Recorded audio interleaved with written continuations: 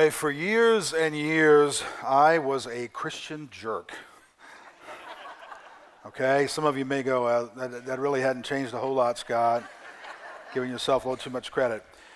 But that's true. My life and faith was not about helping people, caring for people, or loving people. It was about getting people to agree with my view of the universe, which was quite narrow, I might add. I used to try to argue with people and convince them, twist their arm to follow Jesus. And I do mean argue. I'm talking about elevated voices and, you're wrong and I'm right, and no, you're wrong and I'm right, and back and forth. I argued not because I cared for them. That really wasn't my motive, but because I believed I was right. And I wanted to convince them they were wrong, and I wanted to prove it. And I just figured, the end justifies the means. So if I could argue with this person and, even yell at them and preach to them, as what I defined as preaching, and they eventually would, begin to follow Jesus, then, hey, what does it matter what method I used, as long as in the end it worked? And looking back on that season in my life and my ministry, I'm quite embarrassed of that. Why? Because I separated what I said I believed from how I actually treated people.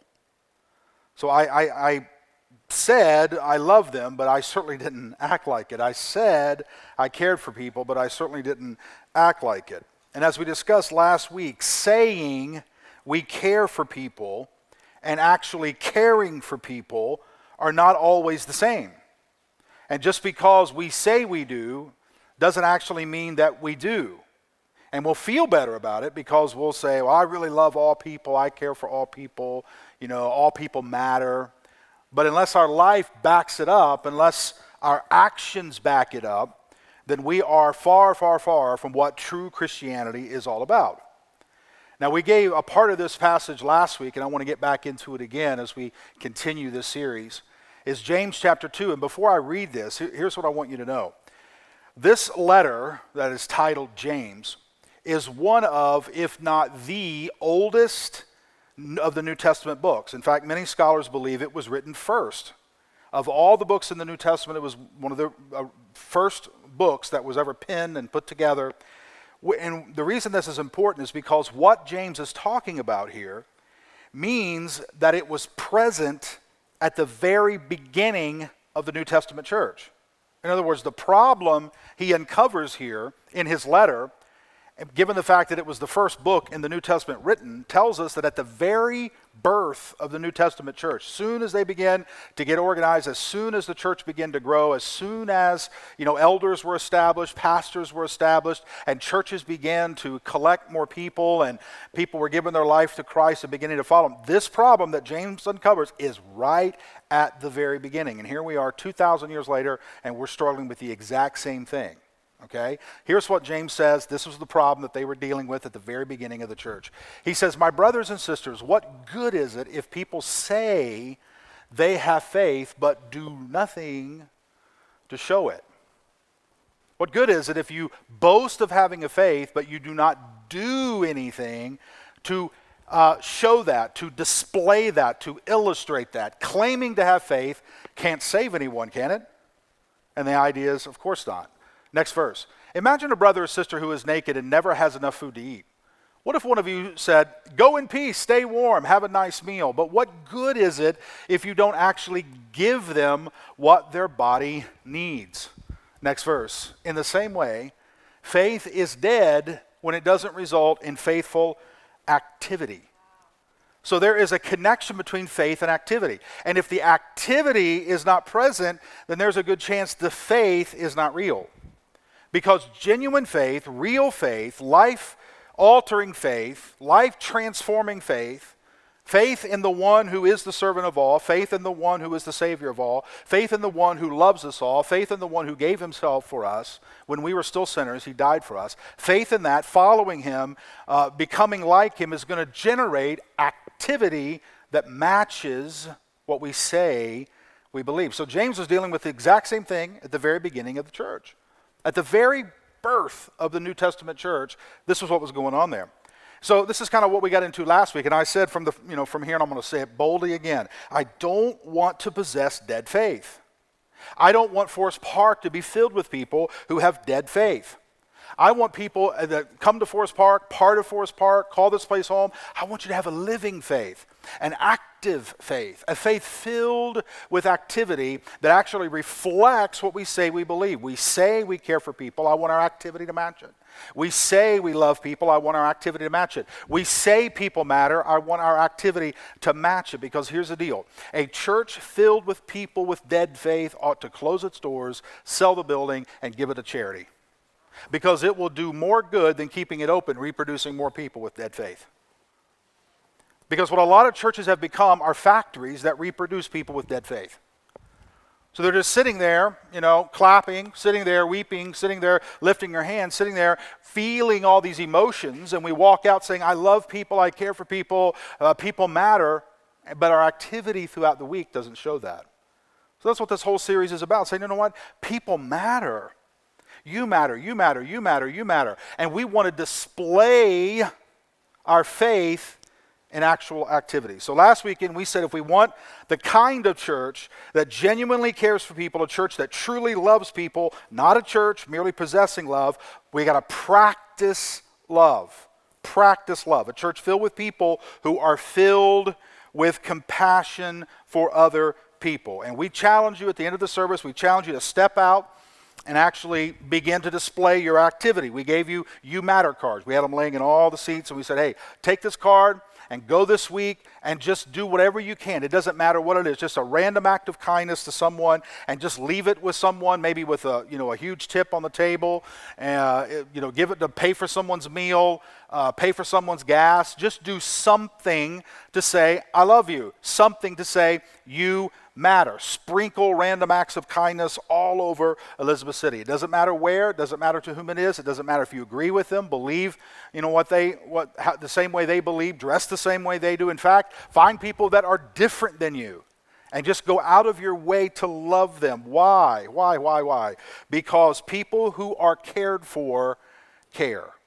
People who are loved, love. People who are forgiven, forgive. We are displaying what has taken place on the inside. Now, several good books are available detailing what I'm talking about. 2 of them I put in the YouVersion app, if you happen to be following along on the app, the YouVersion download there. Conspiracy of Kindness is an incredible book, and also Servolution. Don't you like that? Servolution.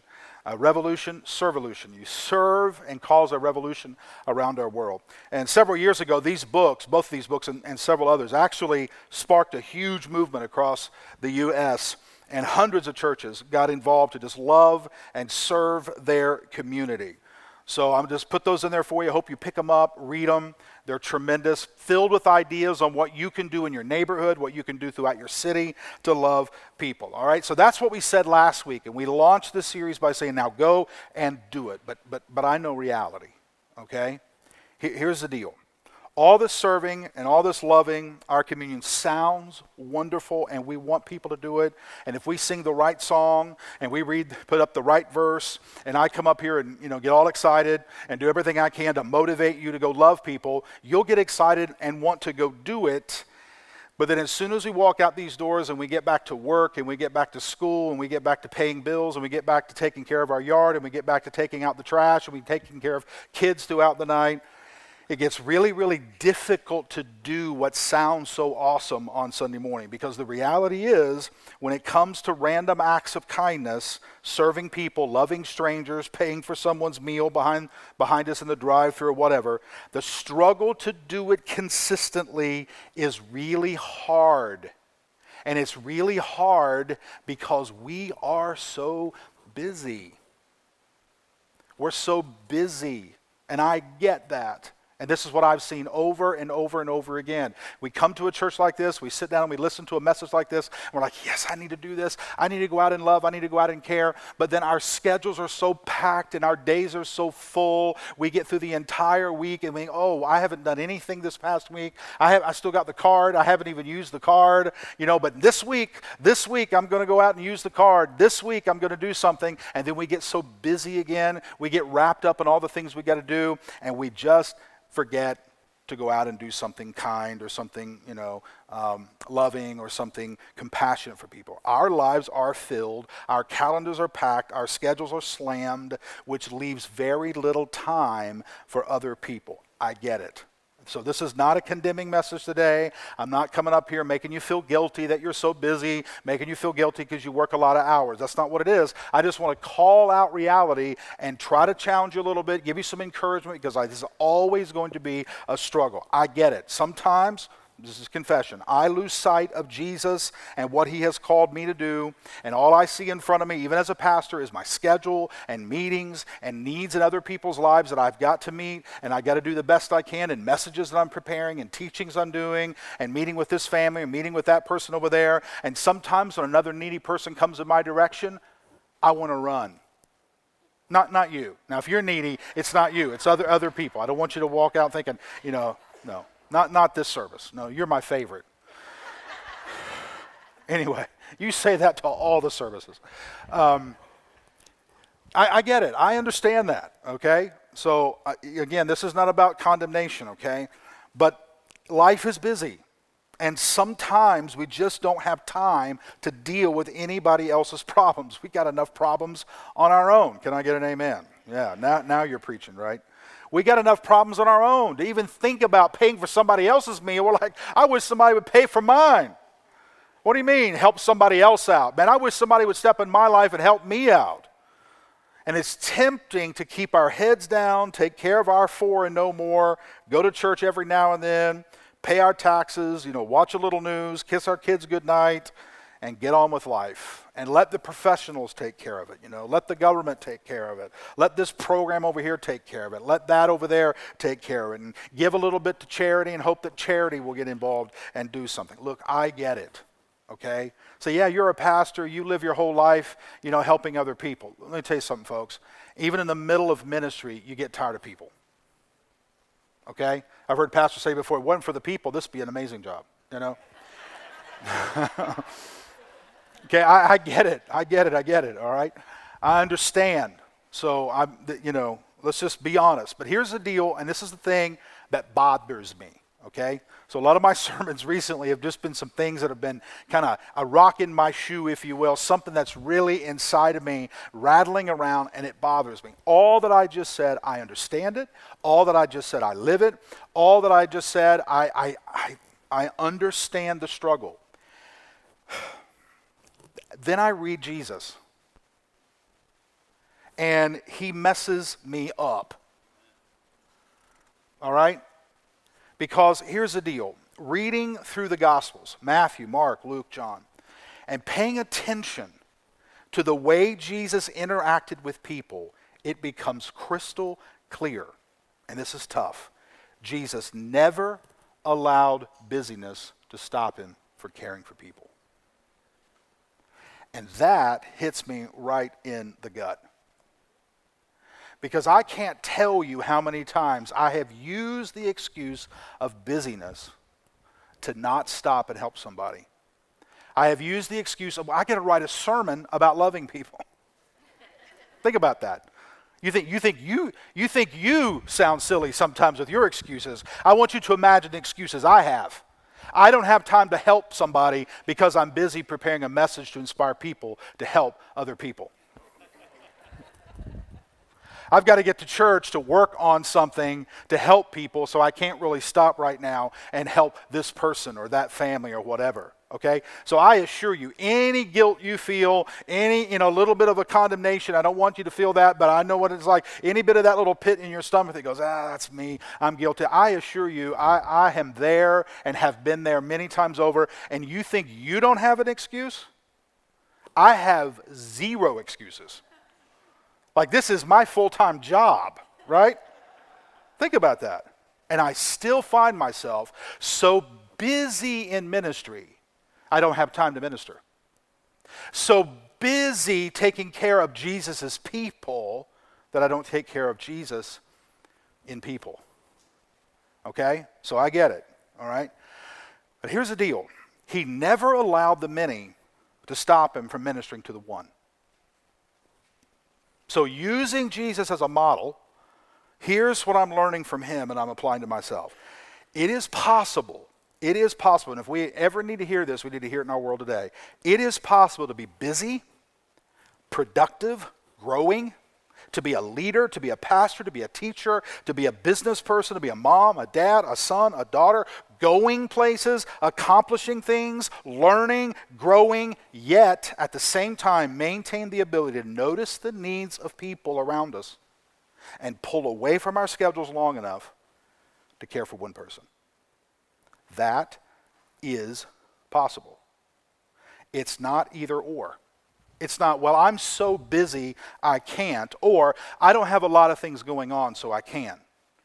No, you can actually be a busy, productive person, a growing leader, learning, reading, being educated, accomplishing things, running a successful business, taking care of your family, taking care of your children, and at the exact same time have the ability to listen to the prompting of the Spirit and stop your schedule long enough to minister to one person. And Jesus was a master at noticing the one. I mean, a master at it. In fact, on one occasion, Mark 5, as people were pressing all around Jesus, trying to talk to him, trying to touch him, trying to receive something from him, in the middle of all the commotion, in the middle of all the pressure, Jesus stops. It's a fascinating story, and you should read it. Fascinating story. He just stops in the middle of all these people gathered around him, and they're touching him. And many of the people in their mind, they just believed that they could somehow touch him, that there would be this transfer of power to them. And there were a lot of superstition at this time going around, and people saw him as this magic. They didn't even believe that he was the Son of God. Some of them, they just thought he was this magical person. If they could somehow get to him, get close to him, something amazing would happen. So you can just imagine the throng of people around him, and they're touching him, they're pulling on him, they're trying to rub his hair, they're trying to get close to him. And in the middle of all of this going on, he stops, he notices one woman in the middle of hundreds, and he heals her. One. He notices one. God, give me eyes open to the one. I don't have the ability to see everybody. I don't have the ability to minister to everybody. I don't have the ability to meet everybody's needs. But God, would you please give me eyes open to the one? Will you please prompt me so that if I'm sitting in a coffee shop and there's one across the coffee shop? God, if I'm sitting in my office and I happen to walk by someone's office, would you give me sensitivity to just sense, feel, know, somehow this knowledge that there's this one person who needs to be encouraged? God, throughout this week, would you just open my eyes to the one person I can buy a meal for, the one person I can just send a card to, the one person I can text, the one person who just needs a reminder that you love them? John 5, Jesus wades through the crowd of sick people. In the middle of the crowd, he notices one man. And he heals him and wades back through the crowd and goes on his way. He saw what other people missed. He paid attention to what other people ignored. Here's the point. Jesus lived his life seeking opportunities to turn his love for people into action. God, you love all these people. You care for all these people. But who's the one that I can minister to today? The one I can serve today? The one I can go out of my way for? The one I can pause my life long enough? Folks, 5 minutes here, 5 minutes there. We're not talking about you interrupting your entire schedule. That might happen. We talked about that a few weeks ago with the Good Samaritan, and he stopped and his entire life was disrupted, and he went on his business the next day. A whole 24 hours was out of his life. That may happen occasionally, but sometimes, folks, it's 5 minutes. I mean, it's literally just walking over to someone and just encouraging them. It's just literally sitting down at night and just taking a small card out and just writing an encouragement to them and say, you know what? I don't know what it is, and this has happened to me over and again. And I wish I could tell you that it's happened a lot, and I've always been sensitive to it, and I've always said yes, because I haven't. But there have been times that somebody was on my mind, and then the next day that person was on my mind again, and I just was, it takes a little bit, to get through this hard head, and about the second or third time this person comes to my mind, I'm like, you know what, I need to do something about this. And it would be a simple phone call or a simple text, and the person on the other end or on the texting back say, you have no idea what that meant to me today. You have no idea what I'm going through. Let me just tell you what's happening. And somehow God used this stubborn, thick-headed pastor who's so busy trying to do all the things of the church, he used me to connect them and remind them that in the middle of their mess, in the middle of their hurt, in the middle of their pain, in the middle of their busy schedule, God knows where you are and he loves you. So what does that mean for us? It means following Jesus is more than attending church and reading the Bible and posting favorite verses on Facebook and wearing cheesy Christian t-shirts, all right? Following Jesus means allowing him to show us where people are, what struggles they're going through, and determine how can we help. That's not all that following Jesus is about, but it certainly means that. It means allowing him to show us where people are. Come on, you know what it's like to see the group of people but not see the individuals in the group. I guarantee you, and one thing I've learned as a pastor and doing this for years, is everybody's got a story. And everybody's struggling. And everybody needs a friend. And everybody just wants somebody to recognize them and listen to them. You have no idea what will happen if you'll just live your life like that. Every person, every single person. Boy, I read a quote on Facebook by someone up in Michigan at the church Evan attends, and I just thought it was great. And I meant to repost it, and I didn't. And this will be perfect for the end of the message, so I think I'll save it for that. Anyway, I just thought of it. And in case you leave early.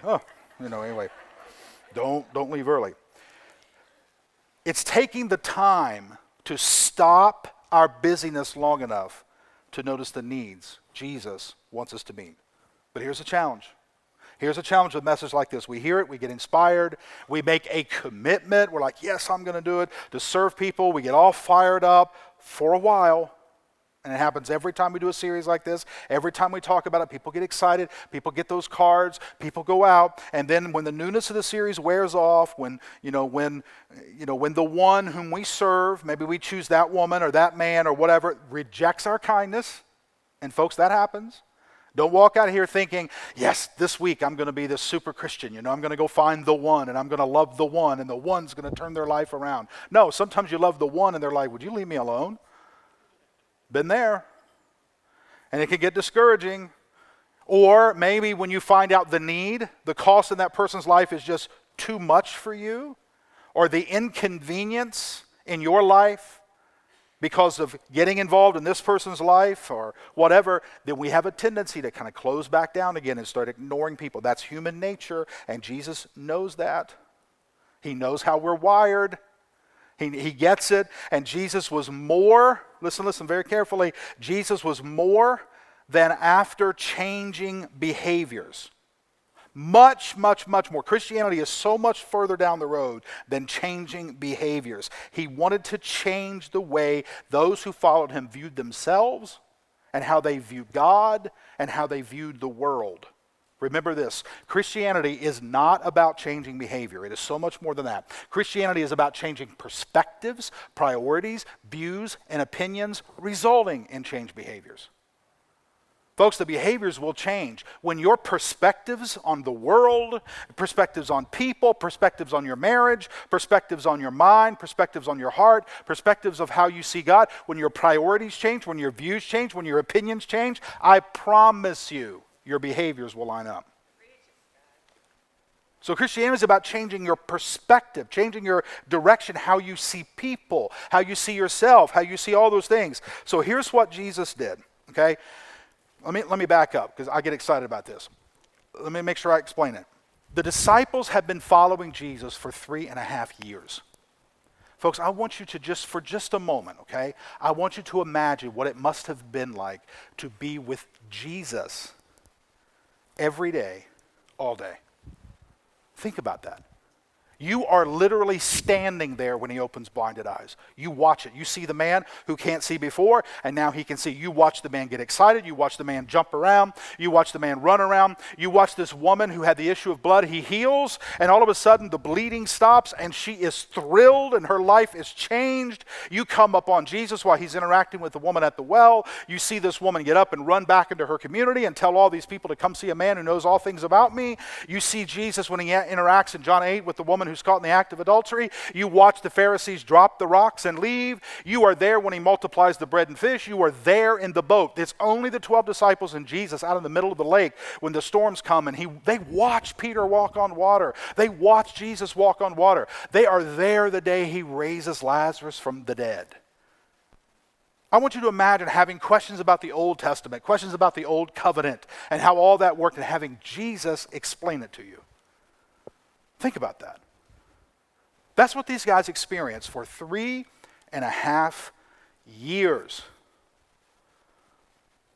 But they still struggle with something. So here's what happened.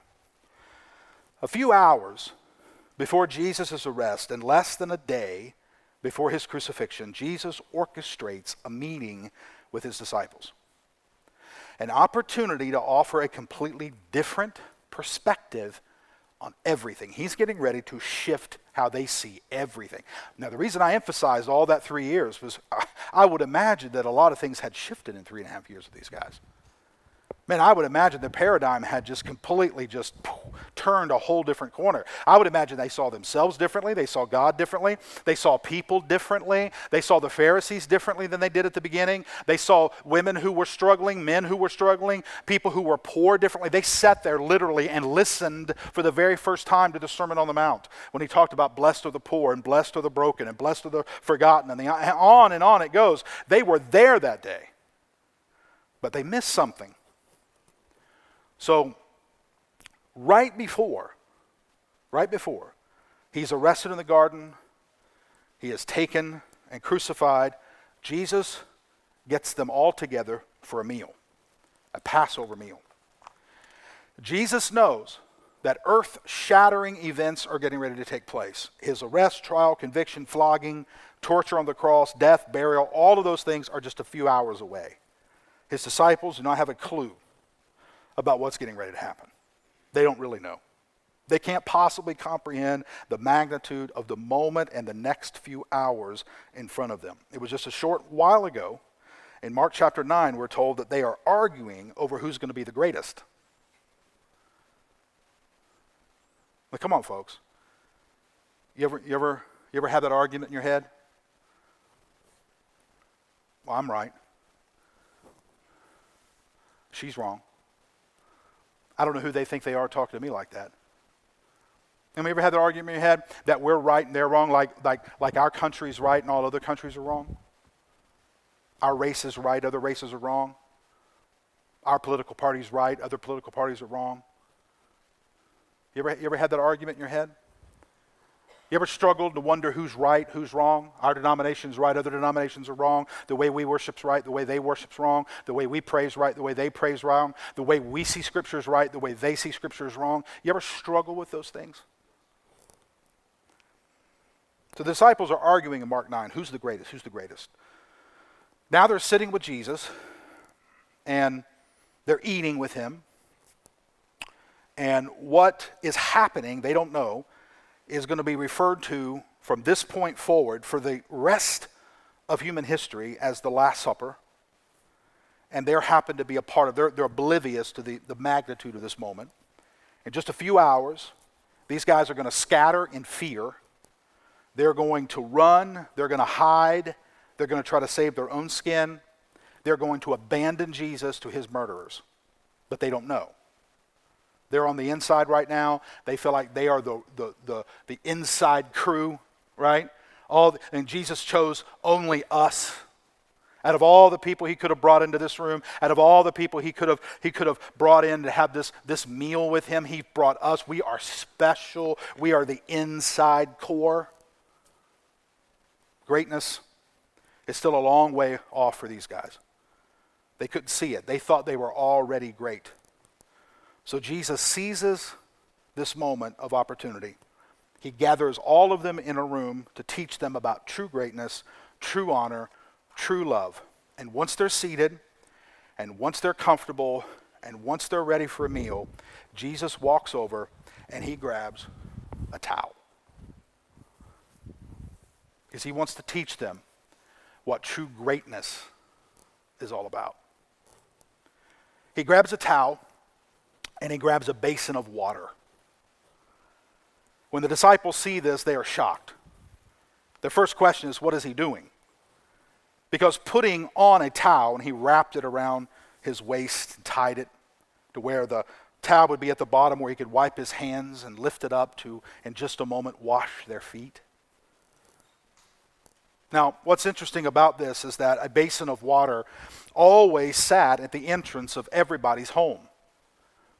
And the custom was that when people would walk into your home, the very first thing they would do is take their sandals off, and then a servant, the lowest of the low at the house, the servant, would have them sit down quickly at this little chair, this little place there they could sit in, and they would take their feet and they would put it in this basin of water and they would wash their feet. And they would wash their feet because, as you can imagine, it was a very arid place, a very hot place, and they didn't have the paved roads like we have today, and animals were all over the place, and the mud and the dust and the dirt and the animal waste would all mix together, and it would cake all over their feet as they walked everywhere, and they would sweat and they would be dirty. So from their ankles down, all over their sandals, it would just be caked with sweat and animal waste and dirt. Well, when they come into your home, you don't want them to bring that around the table, because whenever they would eat meals, many times the table were very low to the ground, and many times they would sit on either this right hip or the left hip, and they would kick their feet out to the kind of behind them, kind of to the side, and they would eat on their elbows. So someone's feet would be quite close to you. Well, nobody wanted the stinky feet, somebody else right there while you're trying to eat a meal. So the very first thing you would do is wash your feet when you first come into the home. Here's what's interesting. When all the disciples walked into that place to have a meal, there was a basin of water there, and not one of them washed anybody else's feet. Because you see, to wash someone's feet is admitting that you are the lowest of the low. And none of them wanted to admit they were the lowest of the low, because they were on the inside, right? They all wanted to be equal to one another. So they all just sat down to eat. So Jesus takes out a basin of water and takes the towel, and he begins to wash their feet. Now, what do you think they felt or thought when Jesus began to wash their feet? Whoa, wait a minute, Jesus. You're the master, right? You're the rabbi. You're the teacher. You're not supposed to be washing our feet. I'm sorry. We should have washed your feet. In fact, when he got to Peter and said, Peter, let me wash your feet, Peter's like, oh, Jesus, you're not going to wash my feet. No. And Jesus says, Peter, if I don't wash your feet, you have no part of me. Because, see, after 3.5 years, you've missed the heart of the whole thing.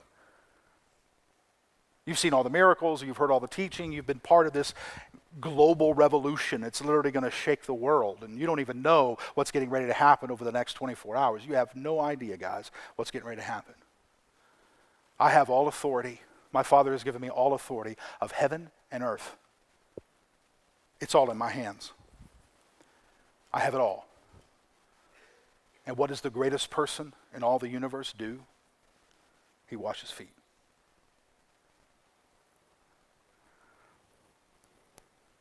See, when you're in a room, and I'm talking about you now, when you're in a room filled with people who want to be the greatest, like church, right? Like your office, like your school cafeteria, guys, right? The real cool kids are at this table, their jocks are at this table, you can see the whole world in a school cafeteria, it's all there. How about in your home? Who's the greatest in your home? When you're in a room filled with people who want to be the greatest, the one who washes feet is admitting that he is the least ranked among them. And none of the followers of Jesus were going to admit that they were the least. Just like in a room like this, nobody wants to admit he or she's the least. Nobody at the office wants to admit he or she's the least. Nobody at home wants to admit he or she's the least. John 13:1. Jesus says John says, before the festival of Passover, Jesus knew that his time had come to leave the world, and he goes to his Father. Having loved his own who were in the world, he loved them fully. What he's getting ready to do, that washing of the feet, was actually showing full and complete love to his disciples. And that's what I want FPC to be about, a church that shows love. Not a church that talks about love, not a church that just preaches about love, not a church that wears shirts that announces love, but rather a church that does it. And Jesus does it. He carried the basin over his disciples. He knelt. He removed the shoes off the feet of the disciples, and he begins to wash these dirty, nasty feet from the filth of the road. What a scene. And when Jesus finishes, he gets up, he puts the basin and the towel away, he puts his robe back on. Now, what do you think the disciples thought in that moment? I think some of them thought, why didn't we do that? And what was wrong with us? And Jesus breaks the silence, and here's what he says: do you know what I've done for you? You call me teacher and Lord, and you speak correctly because I am. So if I, your Lord and teacher, have washed your feet, you too must wash each other's feet. I have given you an example, just as I have done. You also must do. I assure you, servants aren't greater than their master, nor are those who are sent greater than the one who sent them. Since you know these things, you will be happy if you do them. It was as if Jesus was saying to these guys, it's been more than 3 years, and we need to stop all this competition and pride. If you really want to understand this gospel, if you really want to be able to truly be great, then you need to get used to being the servant. We're never going to change the world, folks. We're never going to change the world if you don't get what I've just done for you, is what Jesus is saying to them. Serve one another. After 3.5 years of watching miracles, after 3.5 years of listening to sermons, after 3.5 years of watching Jesus do amazing things, they never got the principle of servanthood. And I'm telling you, that's what we struggle with in the church today, more than I think almost anything else, is learning what it means to be a servant. So after 3.5 years, 3.5 years of ministry, 3.5 years of doing all this, Jesus basically says to them, guys, after 3.5 years, I am not giving you a title, I'm giving you a towel. I know how I would have felt in that moment. I'd have felt pretty silly. I'd have felt pretty foolish, childish. I never got this from Jesus. I guess the discussion they had back in Mark 9 kind of went out of the window at that moment. It became pretty obvious who is the greatest: the one who washes feet. Not the one who sits at the head of the table, not the one who has the biggest title. The one who is the greatest is the one who takes the towel and begins to wash the feet of other people. Let me ask you a question. What do you think this church would look like, and other churches in our community would look like, and around our nation, if everyone was competing? I mean, we all got in competition, okay? We're in competition with this church, and they're in competition with us. It's a loving competition, but we're all in competition. This Christian's in competition with that one, and that Christian's in competition with this one, and we were all in not for the best building or for the biggest show in town, not for the number one Christian song on the radio, not for the latest and greatest sermon, not for the newest and fastest selling book in the Christian bookstore. What if we all got in a competition for being the greatest servant? Who can outwash everybody else's feet? What do you think would happen across our nation? What do you think would happen in churches if everybody just had a desire to just be the greatest servant they could possibly be? I remember a quote that I heard years and years and years ago, and it resounded, and I've said this before, so if you've been here at Forest Park, you've heard this, and you're awake. I should always say that. You've heard it. That if you want to know the quality of your servanthood, like how far you've come along in learning what it means to serve, pay attention to how you react when someone treats you like a servant. Boy, that hits hard. Because we like to boast of being a servant until we're treated like one. And as soon as we're treated like a servant, we get mad, don't we? Who does he think he is? I thought you were a servant. Well, it's not what I meant, you know. In verse 34, 35, we have an incredible statement from Jesus. This is the very end of that whole passage there. He says, I give you a new commandment. Love each other. Just as I have loved you, so you also must love each other. This is how everyone will know you are my disciples, when you love each other. Now, I hadn't thought about this until someone pointed this out to me years ago, and I thought, boy, that's so powerful. When we read this passage right here, love one another as I've loved you, from our perspective, we connect his love to him dying on the cross. And it is, but it's not only that. Remember, Jesus gave this commandment before he died on the cross. The disciples hadn't seen him die on the cross yet, and he was saying, love as I've loved you. They weren't referencing the crucifixion yet. Which means that his life every day was a display of love that was so servant-centered that he'd use his own self as an example of what it means to really love. For 3.5 years, Jesus' example, his example was of servanthood. And true love was not only his death, but his life. The way I've lived, I want you to live. Sometimes I look in the mirror and I say to myself, Scott, you've made it clear that you'd be willing to die for other people, and if that would ever be required of me, I hope that I would have the strength and the ability and the grace to die for someone. But I'm going to tell you straight up, folks, I've made a decision that if it ever came down to it and I had to die for someone, I hope and pray that I have the ability to do it. But the biggest question in front of me is not, will I die for people? It's, will I live for people?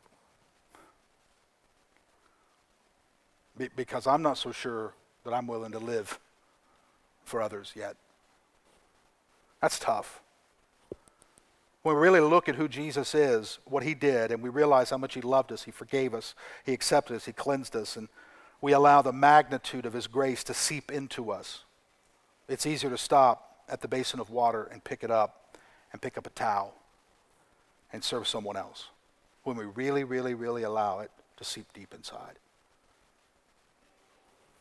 Well, Scott, it's going to be kind of odd if I walk into my office Monday morning and I ask people to kick their shoes off so I can wash their feet.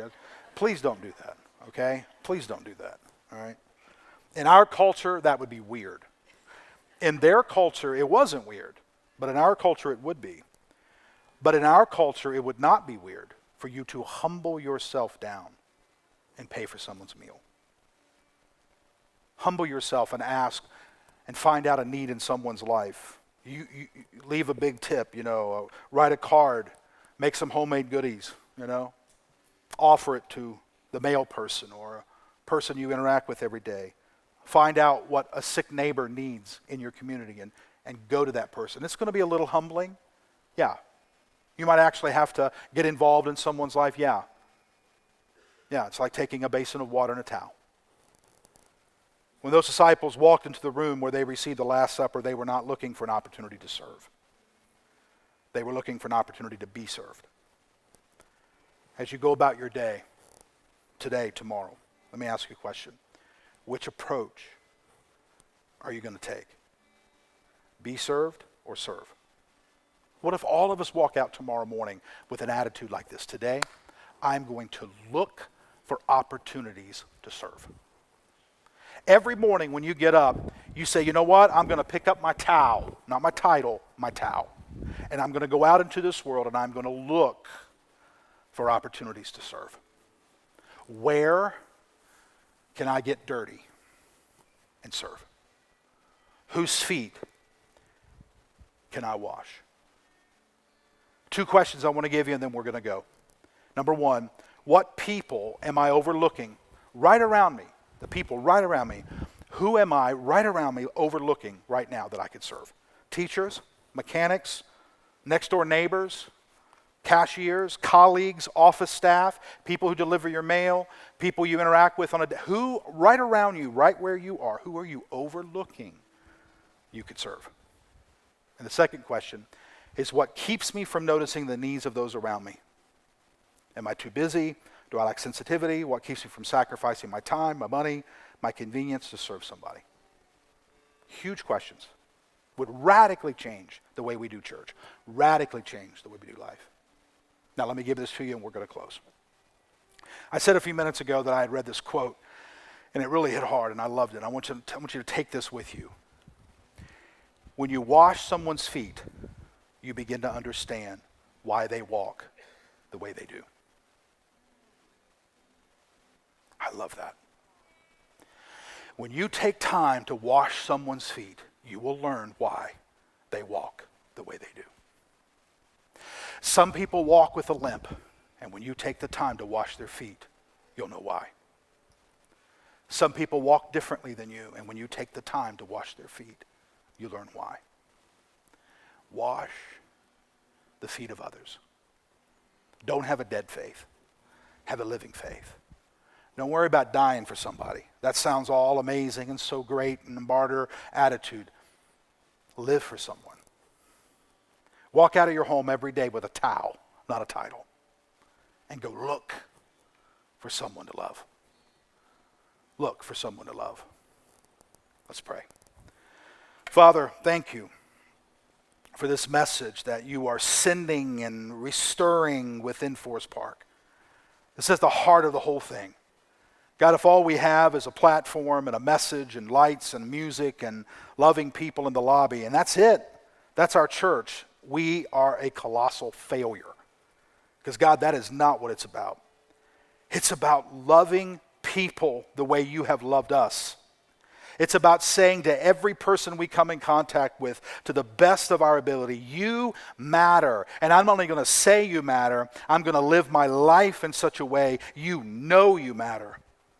God, take this message and drill it deep within our souls. May it reverberate through this church into our students, into our kids. May it reverberate into our staff. Every single person, may we be a living, breathing representation of the servant, Jesus, to this community.